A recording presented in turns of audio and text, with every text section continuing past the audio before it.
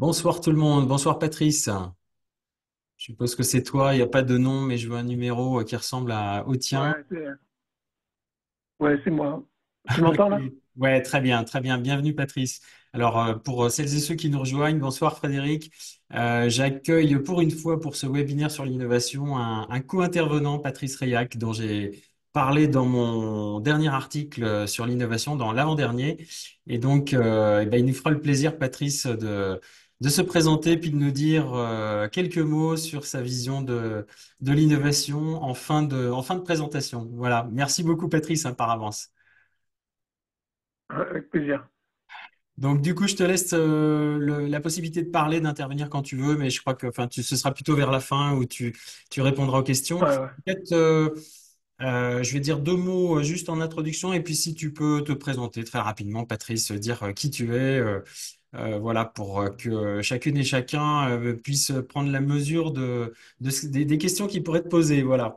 En tout cas, encore une fois, bienvenue dans ce webinaire sur l'innovation. Donc, le thème, hein, plus précisément, c'est comment innover pour prendre durablement un temps d'avance. Alors, parfois, on parle d'innovation de rupture, mais je préfère, on va dire, parler d'innovation globale, d'innovation en général. C'est un sujet qui est très largement battu et rebattu, mais de mon point de vue, ça n'est pas si simple que ça d'innover. En tout cas, on le constate tous les jours. Il y a plein d'entreprises qui essayent et c'est pas forcément si facile. Donc moi, je suis Cyril Barbet. Voilà, je suis coach et consultant spécialisé dans l'innovation, spécialisé dans l'accompagnement des HPI, des multipotentiels. Et je vais laisser 30 secondes de la parole à Patrice pour dire qui il est. Et puis ensuite, on va commencer dans le vif du sujet. Et en même temps, je salue celles et ceux qui viennent de nous rejoindre. Bonjour. Donc, Patrice Rayac, en 30 secondes, ça va être court, mais je travaille chez Valeo, qui est un grand équipementier automobile. Donc, on livre des systèmes incluant des pièces, du hardware, du software à tous les constructeurs dans le monde. Et je suis en charge de tout ce qui est innovation pour un périmètre qui va de l'aide à la conduite automatique, aux interfaces aux machines et aux véhicules connectés. Donc en transversal, on chapeaute 26 plateformes, dont 6 logiciels, et je cherche des synergies qu'on peut créer entre toutes ces plateformes et éventuellement d'autres lignes de produits qu'on n'a pas encore, mais qui enrichiraient notre offre.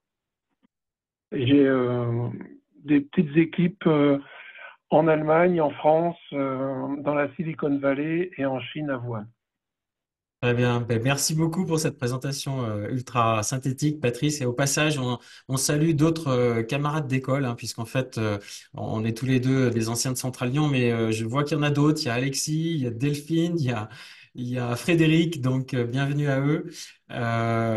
Juste peut-être redire, Patrice, que au-delà du fait qu'on se connaît bien depuis très longtemps et qu'on s'apprécie depuis très longtemps, vraiment, moi, ce que j'ai envie de rajouter à ta présentation, c'est que tu as, de mon point de vue, vraiment une façon particulière d'innover. Et c'est quelque chose qu'on rencontre pas si souvent. Et c'est ça qui m'intéressait. Je trouvais que c'était ça qui était intéressant de faire témoigner ce soir à celles et ceux qui sont là. Donc, on est en petit comité, mais c'est très bien. Comme ça, bah, vous aurez vraiment l'occasion de poser toutes vos questions. Alors, j'ai préparé une présentation que je vais vous partager dès maintenant. Voilà. Voilà. Est-ce que vous voyez bien ma présentation en plein écran? Alors, MyWen, je n'ai pas les options habituelles, je ne peux ni actionner le micro ni caméra. Oui, effectivement, c'est normal. Je reçois bien vos messages et du coup, pour info, il n'y a pas vraiment de chat habituel. Je suis désolé, c'est pas dans mon habitude, même si je pourrais l'activer, parce que ça me permet d'être plus rapide pour lire les questions des gens et donc y répondre en live. Voilà. Ben merci du coup merci Frédéric hein, d'avoir confirmé qu'on voit bien. Alors de quoi on va parler? Ça va être quoi le menu de ce soir? Si on veut bien, si ça veut bien avancer. Voilà. Alors au programme d'abord, ben, oui, innover c'est une nécessité absolue selon moi, mais me semble-t-il c'est une nécessité absolue pour toutes les entreprises. Et je vais tenter de vous donner quelques arguments pour ça. On va faire assez rapide parce que le but, c'est d'aller sur le comment. Et surtout, je vais commencer par pourquoi il est si difficile d'innover, pourquoi il est si difficile. J'ai employé un terme peut-être un peu important, c'est d'inventer et de mettre en œuvre un futur modèle économique. Pourquoi? Parce qu'effectivement, innover, c'est pas innover pour innover, mais en général, c'est pour répondre à une attente et c'est aussi pour euh, se remettre en cause un peu en permanence. On va parler des étapes pour réussir ce challenge de l'innovation et puis on passera aux questions. Voilà. Alors pourquoi c'est une nécessité absolue? Je regarde en même temps vos questions-réponses. Ok, tout va bien. Donc le premier argument déjà, c'est de dire que bah oui, tout le monde innove. Donc à partir du moment où tout le monde innove, bah, ça suffit pas d'innover un bon coup pour être durablement en avance par rapport à ses concurrents. Il faut quelque part en permanence bouger. Celui qui ne bouge pas, quelque part, recule. Et on se fait en permanence rattraper par ses confrères, par ses challengers. C'est une nouveauté pour personne, mais on est dans une société en accélération. Et je vais prendre peut-être juste deux exemples. Si on prend dans le domaine du transport, le temps pour faire Paris-Bordeaux en 1957, c'était 5 heures. En 1990, c'était 3 heures. Et depuis maintenant 6 ans, 5 ans, 6 ans, c'est 2 heures. Et tout est comme ça. Je vais prendre un deuxième exemple, le temps de diffusion des technologies. Il a fallu 50 ans entre l'invention du téléphone, ça c'était en 1876, et le moment où il y a eu à peu près 50 millions d'utilisateurs du téléphone. Dans le cas d'Internet, ça a pris 7 ans. Et dans le cas de la 5G, alors même si je ne sais pas si c'est une technologie innovante, la 5G, mais en tout cas dans le cas de la 5G, il a fallu 7 mois. Donc on voit bien cette accélération permanente sur tous les champs. Si on continuait sur l'informatique, on verrait qu'effectivement, le temps, en 6 mois, on va dire, il se passe plus de choses dans les 6 mois à venir que dans les 6 mois passés. On est aussi dans une société de plus en plus complexe. Alors, qu'est-ce que veut dire complexe? Ben, c'est la complexité au sens d'Edgar Morin, c'est ce qui est tissé ensemble, c'est les choses qui sont tissées ensemble. Et d'une certaine façon, tout ce qui se passe à l'autre bout du monde, le Covid, enfin le Covid c'était partout sur la planète, mais une guerre à l'autre bout du monde a un impact irrémédiable absolument sur toutes les entreprises. On l'a bien vu par exemple avec les questions d'énergie. Mais souvent, c'est de façon plus insidieuse et de façon plus pas forcément visible immédiatement. Et les répercussions sont surtout imprévisibles. Et donc, c'est en ça que c'est très difficile d'anticiper. Je pourrais même presque prendre l'exemple toujours des guerres, hein, la guerre en Ukraine ou de la guerre entre Israël et Hamas. Eh bien, c'est cette imprévisibilité qui est à l'image de l'imprévisibilité des personnages qui sont à la manœuvre, hein. Je vais sans les citer, Poutine ou Netanyahou par exemple. On est aussi dans une société de plus en plus exigeante. Je vais prendre un exemple. Plus on se propose de services et de vitesse dans les services, plus on s'habitue à ces services et à cette vitesse. Il y a qu'à voir, le temps de livraison aujourd'hui n'est pas du tout ce qu'il était il y a quelque temps. Et ça nous semble normal de se faire livrer en 24 heures. Et demain, peut-être qu'on dira, 24 heures, qu'est-ce que c'est long pour se faire livrer? Donc on s'habitue en fait, hein. C'est ce qu'on appelle aussi le biais de négativité, c'est-à-dire que tout ce qui est nouveau devient très rapidement la normalité et donc on regarde tout ce qui ne va pas, mais on ne voit pas les progrès, on ne voit pas vraiment les progrès. Donc cette exigence supplémentaire, eh bien, et si je prends l'exemple de l'automobile que connaît bien Patrice, il pourra en dire un mot, très rapidement, un équipement qui est proposé en option devient en série et donc il faut en permanence réinventer, il faut en permanence rajouter des choses, aller chercher des idées supplémentaires. Je vais parler peut-être d'un sujet un peu bateau, mais on vit effectivement dans des crises à répétition. Et même les sociologues parlent non plus de crise, mais ils parlent de crise permanente. Et parce qu'en fait, on n'a pas le temps de sortir d'une crise que s'en présente une nouvelle, et souvent s'en présente même plusieurs nouvelles. Euh, voilà, donc ça veut dire que quand on est dans une vie de crise permanente, eh bien, il faut effectivement s'adapter en permanence. Et puis, alors, il y a un point qui me semble très essentiel dans le fait que ce soit une nécessité absolue d'innover, c'est que justement le processus d'innovation, alors c'est peut-être même un frein à l'innovation, le processus d'innovation est très antagoniste avec le fait de rentabiliser son modèle économique actuel. Et je vais l'illustrer par un exemple juste maintenant. Alors justement, pour, on va dire, corroborer cette raison qui fait que c'est absolument essentiel d'innover, je vais prendre trois exemples d'entreprises qui ont failli disparaître ou en tout cas qui ont en grande partie disparu du fait qu'elles n'ont pas vraiment innové, qu'elles n'ont pas saisi au bon l'occasion d'une innovation. Alors, je commence par Kodak. Et ce monsieur, ben, en fait, c'est Steven Sasson, qui était un jeune ingénieur de 24 ans qui venait d'arriver chez Kodak. Et lui, il avait plein d'idées nouvelles. On pourrait dire que c'était un talent de l'innovation d'une certaine façon, un innovateur un peu né. Et il a proposé ce qu'on voit à l'image, c'est-à-dire un appareil photo numérique. Euh, je ne sais pas si tu me reçois toujours, Patrice, hein. J'ai vu que la connexion était un petit peu instable. Et donc, qu'est-ce qu'il a fait, Patrice? C'est bon. Qu'est-ce qu'il a fait, Steven Sasson? Ben, il a proposé effectivement la photo numérique, sauf que ça n'a pas vraiment été accepté. Alors, en plus, son appareil, comme vous le voyez, était très gros, très volumineux, il était très lourd, il faisait des photos d'une qualité assez moyenne, et surtout, il proposait d'afficher, de stocker les photos sur, on va dire, un support de bande magnétique, et pour pouvoir les passer ensuite à la télé.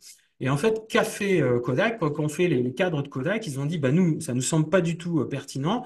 Ils étaient convaincus que personne n'aurait envie de regarder les photos sur un téléviseur. Donc, comme on voit, on est loin d'être tous des visionnaires sur ce qui peut se passer sur des services qu'on pourrait apprécier, mais qui n'existent pas encore. Mais surtout, ils étaient convaincus que ce serait très mauvais de se lancer là-dedans parce que ça risquait de casser une partie de leur business qui gagnait en fait sur tout le reste de la chaîne de production photo, qui était production de papier, production de services de tirage de photos et aussi production de pellicules, vente de pellicules photo argentiques. Donc tout ce business-là risquait de disparaître si jamais il se lançait dans le numérique. Donc on voit bien en fait Steven Sasson, enfin Kodak a été victime de ce qu'on appelle le dilemme de l'innovateur. Est-ce qu'il faut continuer d'exploiter son filon ou investir à un moment donné sur une nouvelle techno? Et ça, c'est toujours très compliqué. Patrice pourra peut-être vous en dire un petit mot là-dessus. Et Steven Sasson, bah, d'une certaine façon, moi j'appelle ça un visionnaire incompris, c'est-à-dire que il a été reconnu des décennies après, mais au moment où il a produit son idée, il était complètement ignoré. Et on peut se dire que fort probablement, dans vos effectifs ou dans les effectifs des entreprises que vous côtoyez, il y a des chances que, il y ait des Steven Sasson. Mais le problème, c'est que vous découvrirez peut-être ce Steven Sasson trop tard, et que si vous lui permettez, on va dire, de tester son invention géniale. Alors un deuxième exemple, c'est l'exemple de Nokia. Alors Nokia, c'est un petit peu différent. Nokia, c'est, je pourrais dire, l'erreur d'appréciation sur leur véritable expertise et sur le choix de la bonne technologie. En fait, ce qui s'est passé pour Nokia, il y a eu deux phénomènes qui se sont combinés à peu près en 2005-2007. C'est l'arrivée de l'iPhone d'Apple et qui proposait des fonctionnalités complètement nouvelles, des applications, accès à Internet, accès aux mails. Et ensuite, il y a eu également l'introduction par Google de la plateforme Android que Nokia a considérée comme inintéressante parce qu'ils avaient déjà leur propre plateforme. Ils avaient passé beaucoup de temps à développer cette propre solution logicielle qui s'appelait Symbian. Et ils estimaient justement que le logiciel était un peu leur cœur de métier. Alors qu'en fait, fondamentalement, Nokia était surtout bon dans le hardware et dans le design de téléphone. Donc on voit bien que le fait de s'être trompé sur leur cœur d'expertise et surtout de ne pas avoir su voir l'innovation au travers de cette plateforme Android et des applications qui allaient avec, eh bien, ça a été un énorme loupé pour Nokia. Résultat, bah, on la connaît, hein, Nokia, la suite, Nokia s'est séparé de sa division terminaux mobiles. Ça a été repris par Microsoft en 2013 et en fait, sans quasiment aucun succès, puisque aujourd'hui, les majors, c'est toujours Apple, Samsung et les Chinois principalement. Et puis un dernier exemple qui est un peu moins industriel, mais que je trouve toujours intéressant, c'est Félix Potin. Félix Potin, c'était une chaîne de distribution qui a été lancée en 1844.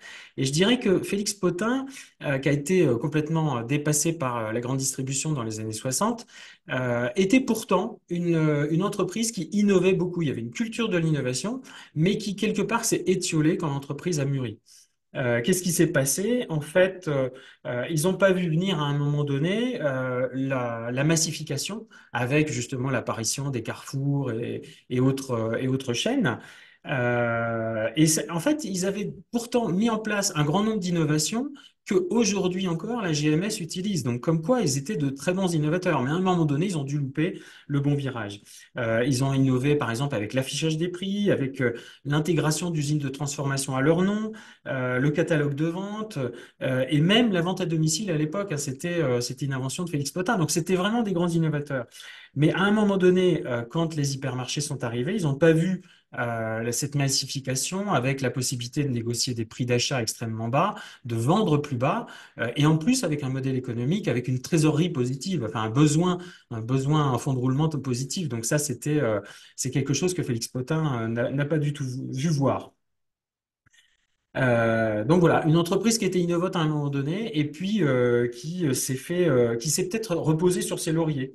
Donc c'est pas seulement un coût l'innovation, c'est vraiment une culture à développer. C'est quelque chose qui doit s'entretenir sur le temps.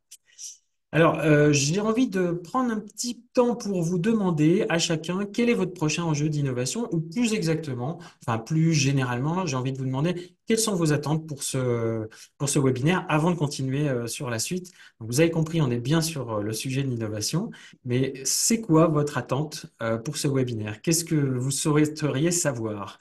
Sachant que moi, je vous pose trois questions et puis vous pouvez y répondre par le système de questions-réponses. Quel est votre enjeu d'innovation numéro un actuellement? Quel est votre obstacle pour avancer et à quelle échéance vous souhaitez avancer? Est-ce que c'est maintenant, dans les prochaines semaines, dans les prochains mois ou dans les prochaines années? Voilà, je vous laisse quelques temps. Oui, alors entre-temps, Frédéric qui me met, et pour ChatGPT, ça a été encore plus rapide. Oui, tout à fait. Merci pour l'excellent exemple.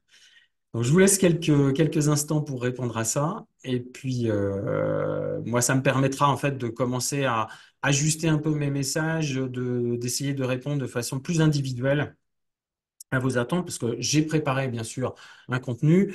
Je sais qu'un certain nombre d'entre vous sont là pour s'informer, mais ceci dit, c'est toujours bien d'essayer de répondre aux attentes des uns et des autres. Alors, pendant ce temps-là, qui est-ce que je n'ai pas salué qui est arrivé? Myrna. Bonsoir, Myrna. Bonjour d'ailleurs, parce que Myrna, elle a un peu de décalage avec nous. C'est plutôt le midi, je crois, pour vous.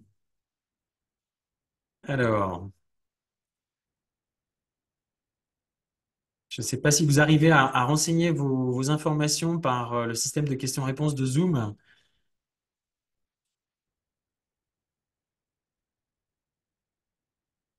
Je vais attendre encore un petit peu quand même. Delphine, alors, être innovant dans le monde de fonctionnement d'une association. Oui, effectivement, on en a parlé ensemble. Le contexte, on pourrait dire managérial au sens large, parce que dans ton cas, Delphine, c'est autant, au moins autant, j'imagine, les, comment dirais-je, les administrateurs de l'association, la présidence de l'association, l'environnement de l'association, ses partenaires hein, qui font la vie de l'association. Et cet environnement-là est absolument clé. Bon, la question managériale est évidemment centrale. On va en reparler. Obstacle numéro un, réticence au changement, peur de faire différemment. Oui, bah alors je vais en parler un petit peu de ce sujet-là. Emmanuel, mieux connaître quelques facteurs clés de succès d'une innovation réussie dans le monde d'aujourd'hui. Alors, on va le voir, Emmanuel, je ne suis pas certain qu'il y ait des facteurs clés de succès, mais par contre, il y a des facteurs clés pour créer les conditions du succès. Je me dis que des fois, le succès, et Patrice pourra certainement en dire quelques mots, je regarde ma montre en même temps, il pourra le dire que je pense que le succès est aussi parfois une succession un peu de hasard. Enfin, le cheminement de l'innovation est pour moi une sorte de labyrinthe dans lequel on va naviguer et on ne sait jamais si on est dans la bonne voie du labyrinthe. Donc, tout est question un peu d'équilibre entre approfondissement, persévérance et puis de temps en temps, il faut savoir renoncer. Dans les semi-conducteurs, donc Frédéric, l'innovation est omniprésente, mais aussi dans beaucoup d'autres industries, peut-être même toutes. Cependant, instiller une culture de l'innovation à tous c'est une chose difficile, je l'ai souvent remarqué. Innovation sucks, comme disent les Américains. Alors peut-être est-ce que tu peux nous dire, Frédéric, qu'est-ce que tu entends par, ou nous préciser ce que tu entends par innovation sucks? Mais en attendant, enfin, peut-être pour répondre à ta remarque, instiller une culture de l'innovation est une chose difficile. C'est une chose d'autant plus difficile quand soi-même, on est plutôt innovateur, on se rend pas compte qu'autour de soi, l'immense majorité des gens ne sont pas des innovateurs. Et les contextes économiques ne sont pas favorables à l'innovation. Donc on voit bien qu'on lutte en permanence un peu à contre-courant.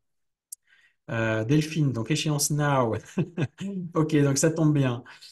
Myrna, rentre notre produit suffisamment innovant pour sortir de l'eau. Alors Myrna, je sais qu'on en a un petit peu parlé. Moi, le message que j'ai presque envie de vous dire, je ne sais pas si je vous l'ai dit l'autre jour, je me demande jusqu'à quel point il faut être innovant dans certains cas, parce que quand on est trop innovant, et dans votre cas, je pense que c'est très naturel pour vous d'être innovant, je dirais presque spontané je vais pas dire inconscient, mais en fait, vous êtes de nature très innovante.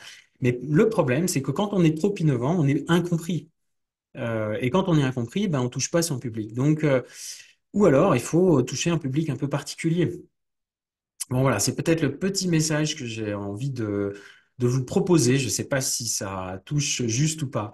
Maïwen, il faut intégrer la culture de l'innovation dans toutes les entreprises, sur le plan stratégique pour le partager avec tous, puis en opérationnel. Oui, c'est-à-dire que cette culture, d'une certaine façon, elle doit commencer par la tête.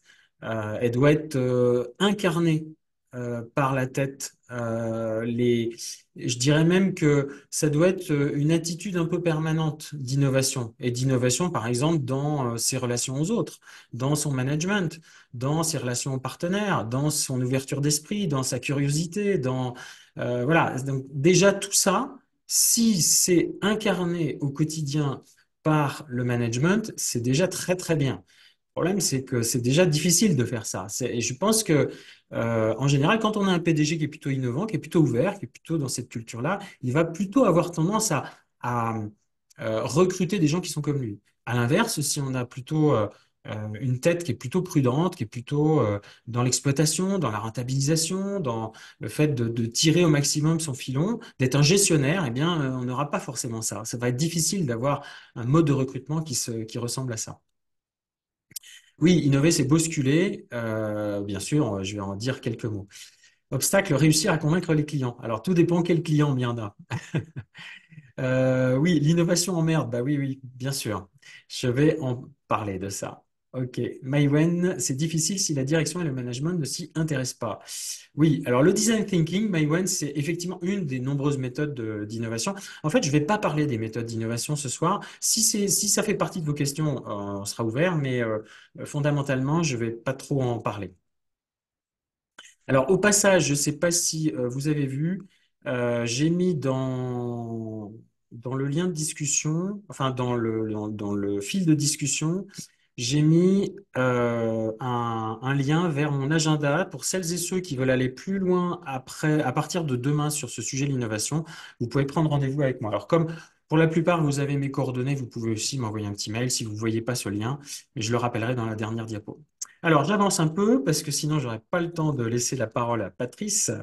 Donc oui, voilà. Alors j'aime bien cette image qui illustre bien la première raison pour laquelle bah, innover, c'est pas si facile, malgré une explosion des méthodes et des experts. C'est en fait le rôle de l'immédiateté. Donc on voit bien, hein, alors c'est une image évidemment imaginaire d'hommes des cavernes qui veulent surtout pas de la roue ronde, ils conservent leur roue carrée parce qu'ils sont tellement pris par le quotidien qu'ils se disent non, non, mais on a déjà suffisamment fort à faire, ne nous embêtez pas, vous voyez bien avec vos trucs là.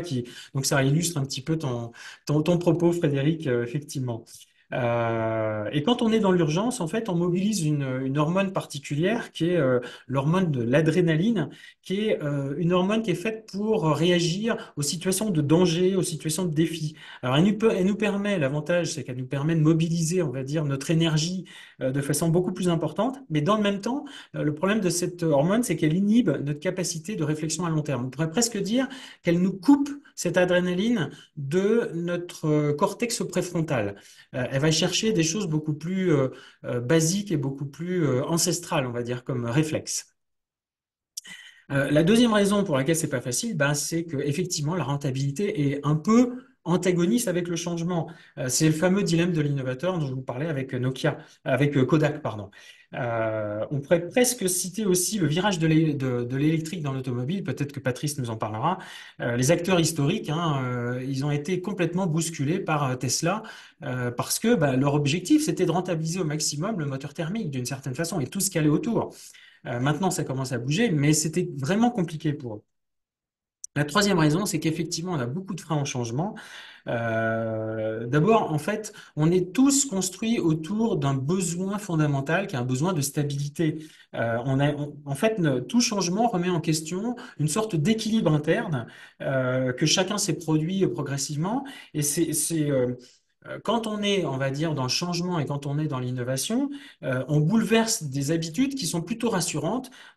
Ils bouleversent nos routines et ces routines, on en a besoin. C'est vraiment des piliers fondamentaux. On a besoin de certitude pour avancer. Et quand on est dans l'innovation, en fait, on casse un peu ces certitudes. Donc voilà une des raisons. Et je suis pas en train ni de juger ni de critiquer, bien entendu, mais plutôt d'expliquer, hein, de justifier effectivement qu'est-ce qui se passe pour nous, même pour des innovateurs. Il faut savoir que 99% de nos actions et de nos gestes du quotidien sont faits de façon automatique et inconsciente. On fait appel à ce qui s'appelle la mémoire procédurale. Or, la mémoire procédurale, elle demande justement une énorme répétition, comme par exemple pour apprendre à conduire, apprendre à faire du violon, ou même apprendre à marcher au début, ou apprendre à écrire pour des jeunes, hein. C'est extrêmement long et pénible. Mais du coup, comme ça a été extrêmement long et pénible, on n'a pas envie de casser ça. Donc voilà, d'une certaine façon, ça fait partie aussi de ces freins au changement. Et donc, on pourrait dire que innover, ça demande des efforts cognitifs extrêmement lourds et donc forcément énergivores. Une quatrième raison aussi, c'est que l'expertise va un peu à l'encontre de la créativité. Pour être le meilleur sur son marché, eh bien, il faut développer une forte expertise, ou en tout cas une expertise qui soit plus forte que celle de son voisin ou de son concurrent. Mais pour développer ce niveau d'expertise, il faut aussi se focaliser sur un sujet précis et l'approfondir. Et cette focalisation, c'est un peu l'inverse de l'attitude de l'innovateur qui, lui, va ouvrir le champ des possibles, va ouvrir le spectre des possibilités. On parle souvent de penser en dehors de la boîte, think out of the box. Et donc, on voit bien que ça, c'est aussi un frein supplémentaire.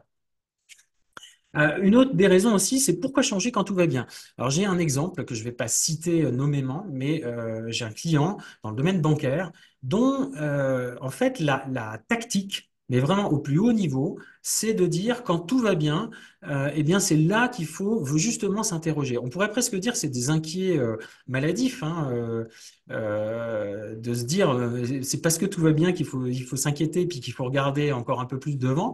Mais d'une certaine façon, je trouve qu'ils ont une vraiment très bonne tactique.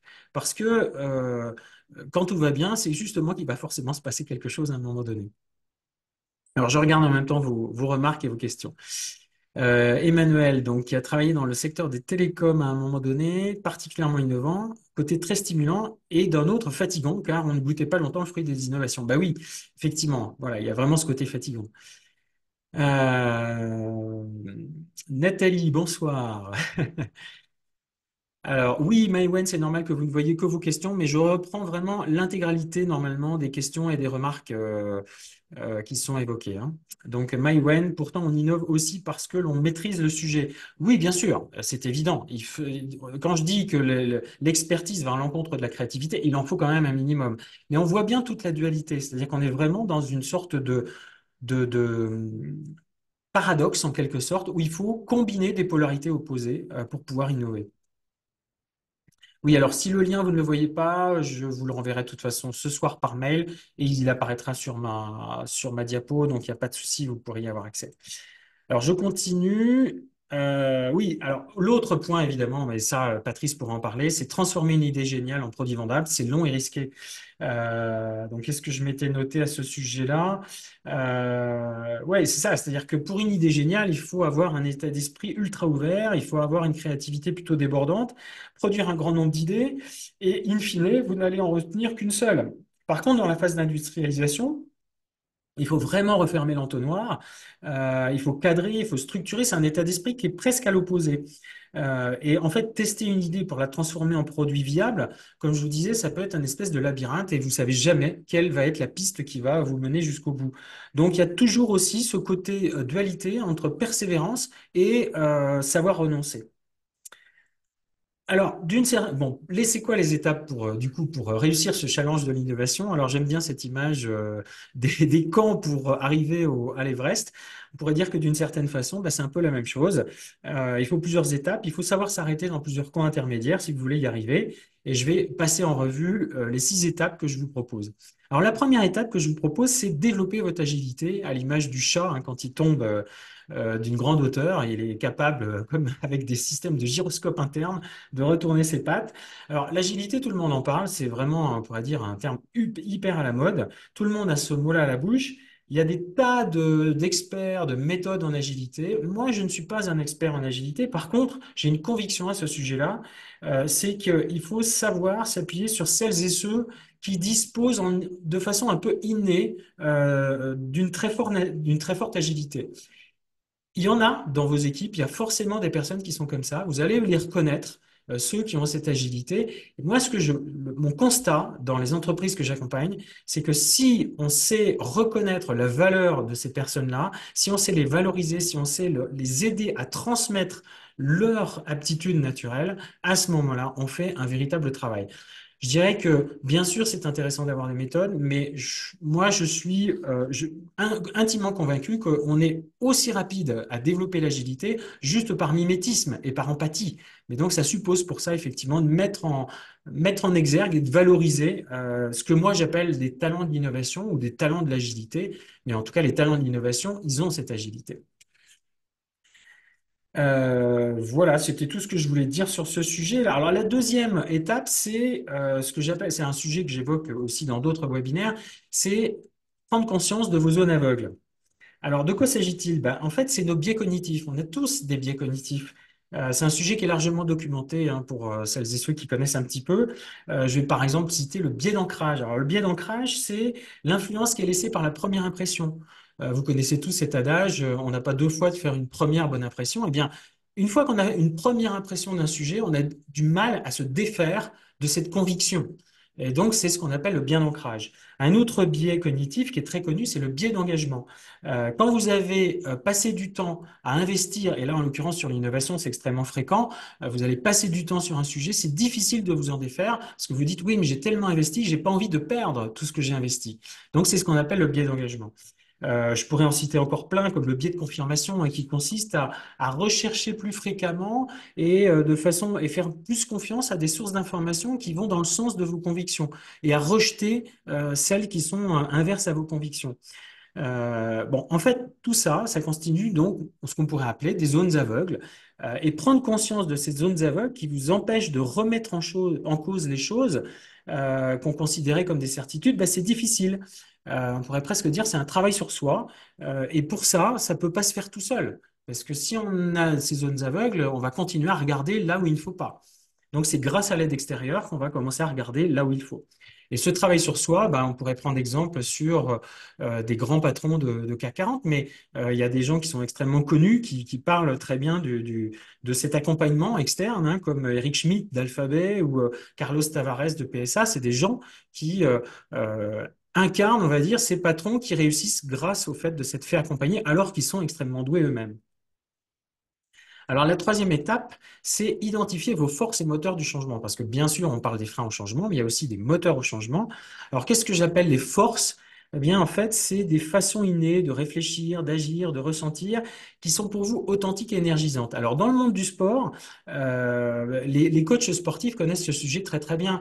Je vais prendre un exemple, c'est Johnny Wilkinson en rugby qui était buteur en rugby. Il passait 90% de son temps à l'entraînement, ou 80%, je ne sais plus, à s'entraîner, à faire des buts, que des buts. Donc, il s'entraînait sur ses points forts. Ça peut paraître complètement anti-intuitif, contre-intuitif de s'entraîner là où justement on est déjà fort. Mais c'est grâce à ça qu'ils sont devenus des champions. Eh bien, on peut dire que d'une certaine façon, c'est un peu la même chose.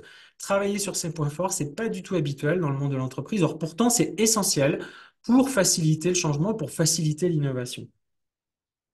Ça demande un entraînement spécifique en quelque sorte. Alors, la quatrième idée, c'est identifier en interne vos talents d'innovation. J'en parlais il y a un instant. En fait, on n'a pas tous la même aptitude à innover. Vous l'avez remarqué, il y a des gens, et vous, vous en faites sans doute partie de ces talents d'innovation. Si vous êtes là, si vous êtes présent à ce webinaire, c'est que vous avez cette appétence à l'innovation et vous rencontrez des freins à l'innovation autour de vous. Mais donc, on voit bien que identifier ces talents d'innovation, si je reprends l'exemple de Steven Sasson de chez Kodak, bah, personne ne l'avait identifié comme un talent d'innovation, personne n'avait valorisé sa différence, sa spécificité. Et comme en plus, ils ont tendance à être plutôt empathiques et sensibles, ils ont tendance un peu à se fondre dans la masse, à s'adapter, ils ont même souvent des attitudes de caméléon. Le résultat, c'est que s'ils n'ont pas un management extrêmement ouvert et compréhensif, eh bien, ils vont s'éteindre, ou en tout cas, ils vont plutôt s'adapter au reste de l'entreprise. La cinquième étape, c'est combiner en interne vos talents d'innovation avec des experts. Patrice en parlera, mais peut-être la clé d'innovation, c'est de mélanger des gens qui sont des innovateurs nés, des talents d'innovation, avec des gens qui ne le sont pas. Avec des gens qui vont être capables de transformer l'essai, de transformer en produit économique, en produit viable. Et ça, il faut avoir plutôt une vision d'industriel ou de gestionnaire. Donc, on voit bien que ça nécessite d'avoir une compétence, une expertise dans ce que moi j'appelle du coaching collectif, du coaching d'équipe pour créer la mayonnaise entre des gens qui sont très différents. Ça, c'est pas non plus quelque chose qui est très habituel. On a tendance à vouloir mettre tout le monde dans un moule en se disant, je veux obtenir un résultat, donc il faut que tout le monde soit dans des procédures. Et ça fonctionne pas. Il faut de la diversité, il faut des animateurs capables de combiner cette diversité. Voilà. Et puis la dernière étape, il y en a une sixième, bah, c'est faire appel à une aide externe. Alors pourquoi faire appel à une aide externe? Bah, pour les mêmes raisons que quand vous concevez un bâtiment, quand vous faites fabriquer votre bâtiment, vous allez faire appel à un architecte, à un constructeur. Quand vous faites un site internet ou quand vous communiquez, vous faites appel à des communicants ou des marketeurs.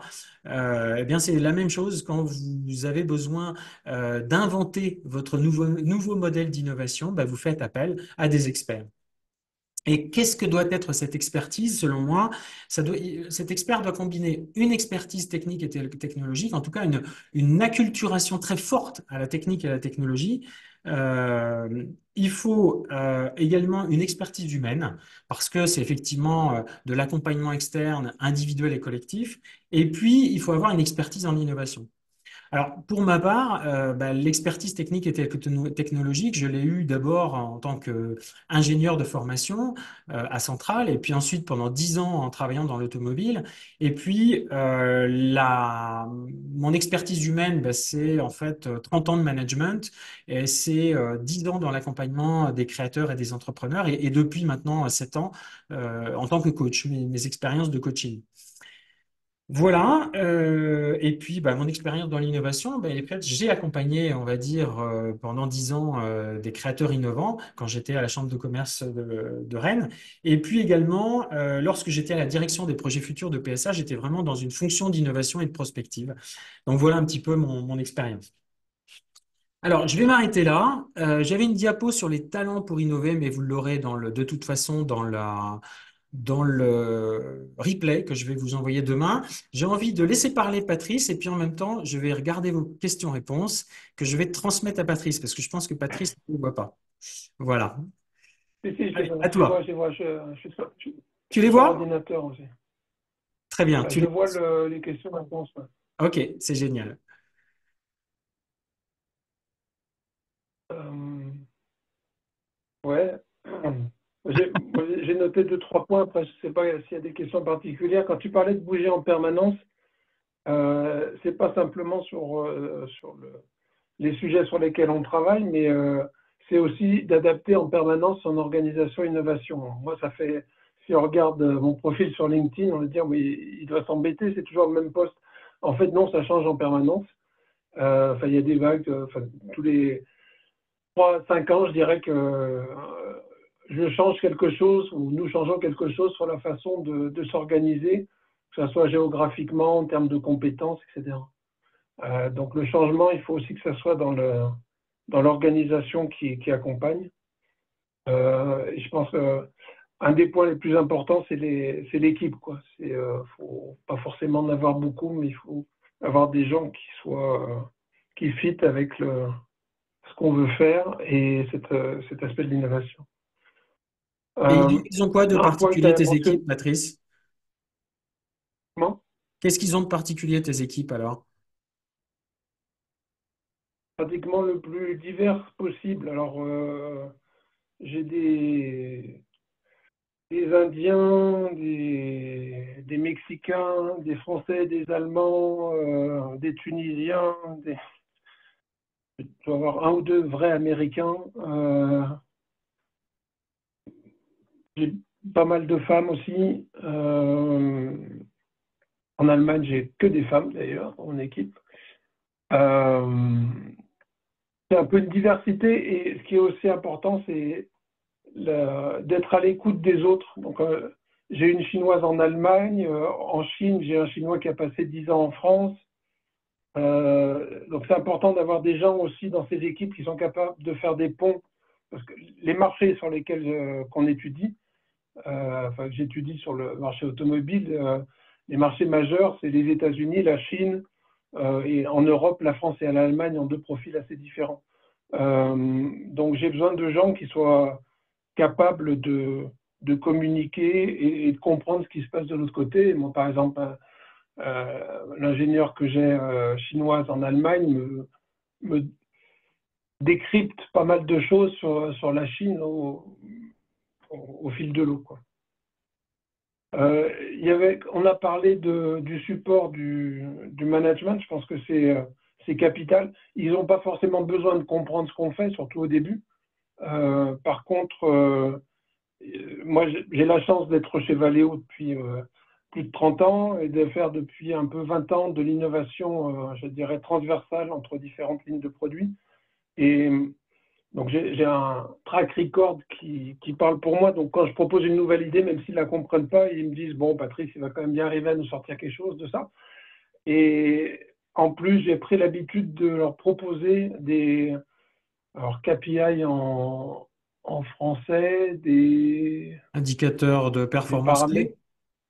voilà, des indicateurs de performance qui les rassurent. Donc, tout simple, les brevets, et puis j'appelle ça l'order intake de financement public, c'est combien on arrive à récupérer ou à avoir de financement public chaque année.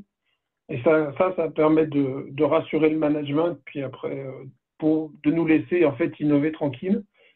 Et une des choses qui est importante, c'est d'avoir des démos un peu waouh, qui cassent un peu tout, qui sont vraiment dont on parle à chaque fois qu'on a des événements clés tels que le mondial de l'auto, l'IAA, ou maintenant l'événement clé, c'est le CES, le Consumer Electronics Show à Las Vegas. Donc, juste, je reformule Euh, peut-être trois choses que j'ai entendues déjà. Dans le management, il y a, enfin, dans l'interface avec le management, il y a apprendre un peu leur langage quand même. Il y a oui. avoir des démos qui fassent waouh, et puis rassurer, savoir rassurer. Donc, ça suppose de savoir aussi où sont leurs craintes quelque part à ce management. Ok. Oui, oui. Euh, Surtout qu'au départ, il est possible qu'on ait des managers qui vous enveloppent et qui font la traduction au reste du board. Et puis, il y a des événements de la vie ou de la vie d'une entreprise qui font que ces personnes, un jour, elles sont plus là. Ce qui a été mon cas en 2011. J'ai perdu un petit peu mon mentor absolu. Et c'est là où il a fallu que j'apprenne un peu difficilement à communiquer sans avoir quelqu'un qui était mon interprète, quoi. Hmm. Mais ce que tu dis quand même, Euh, Patrice, ce que tu m'as dit en préparation, c'est que même si ça a été difficile ce moment-là, sans doute le fait de l'avoir côtoyé, ce mentor, pendant un certain temps, quelqu'un qui était ouvert sur ces questions, a préparé, a bien aidé à préparer le terrain. oui, oui, oui, oui. Mais enfin, c'est lui qui m'a permis d'apprendre à oser des trucs, quoi. Ouais. Il y a un press release qui vient de sortir, je ne sais pas si vous me suivez sur LinkedIn ou pas encore, mais on vient de sortir quelque chose là qu'on va présenter à Austin, à SXSW, qui est un nouvel événement auquel on va participer, et qui est en fait orienté vers la technologie, enfin, le film, le jeu, etc. Et on montre comment on pourrait utiliser dans le futur tous les capteurs qui sont dans une voiture pour créer une nouvelle expérience et pour que le passager en fait participe à la conduite en jouant dans un environnement en réalité augmentée. La première fois que j'ai parlé de cette idée, les gens ont pris un peu pour des fous, pour un fou, mais bon, on- j'ai eu la permission, je dirais, d'aller jusqu'à la démo et toutes les personnes qui ont vu la démo étaient enthousiasmées. Mais on sort un petit peu du modèle traditionnel qu'on a jusqu'à présent. Et c'est le dernier point que je voulais mettre en réaction, c'est que euh, jusqu'à il y a 10 ans, pratiquement, nos innovations, elles étaient fondamentalement sur le produit. Quel est l'éclairage du futur si on le couple avec une caméra, et que depuis au moins 5 ans, l'innovation, en même temps qu'on propose une innovation produit, il faut qu'on propose l'innovation business qui va avec, parce que on se rend compte qu'avec le digital, avec euh, l'arrivée du véhicule connecté, on n'a pas forcément aujourd'hui des gens qui sont aptes à recevoir notre idée, notre innovation dans l'organisation, et qu'il faut qu'on propose quelque chose de nouveau aussi pour faire grandir cette innovation une fois qu'elle aura été, cette invention une fois qu'elle aura été euh, montrée et démontrée faisable. Patrice, je suis Donc, obligé de t'interrompre. En fait, on arrive un peu au bout du ouais, timing. ouais, Est-ce qu'il y avait encore un fini. truc important que J'avais tu voulais fini. dire? Non, non, c'est bon. Eh ben, C'est merci bon. beaucoup. Avant qu'on se quitte, deux choses. Le nom de Patrice, c'est Patrice Riac, Reilhac.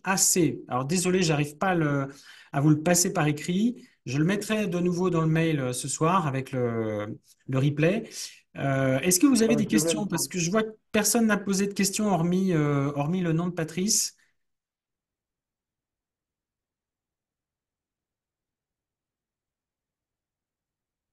Voilà. Bon, écoutez, s'il n'y a pas d'autres questions, eh ben super. Merci Patrice. Comme ça, il y a Frédéric à la réponse.